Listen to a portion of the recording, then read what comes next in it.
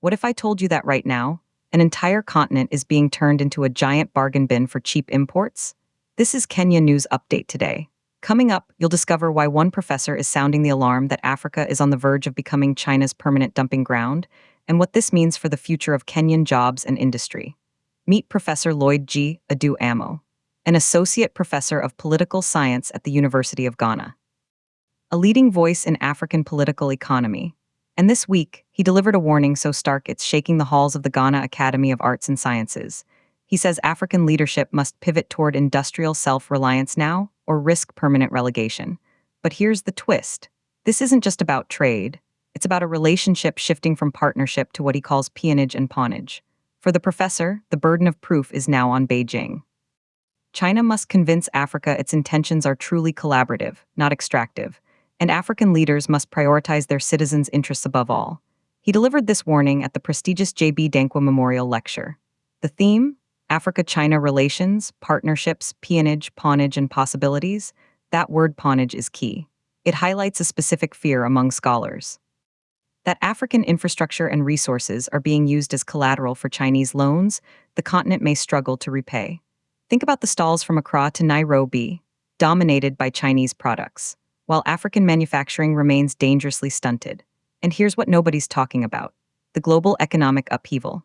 Prof. Amo refers to a pulverization of the world's political economy with events in the US and Europe. With the Trump administration now in power in Washington, traditional Western influence is shifting. This creates a vacuum, and the professor warns that if African leaders fail to act strategically, they will simply swap one form of dependency for another. They'll fail to capitalize on this moment. The continent cannot just be a dumping ground for Chinese manufacturers. The attempt with this lecture is to look into a future with new realities, a future of possibilities, where Africa engages China from a position of industrial strength, not as a passive recipient of cheap imports. But here's the part that will blow your mind. This critique comes at a critical juncture.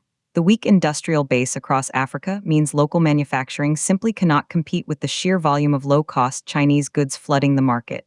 It's a battle of scale that Africa is currently losing, and the call is clear: leadership accountability.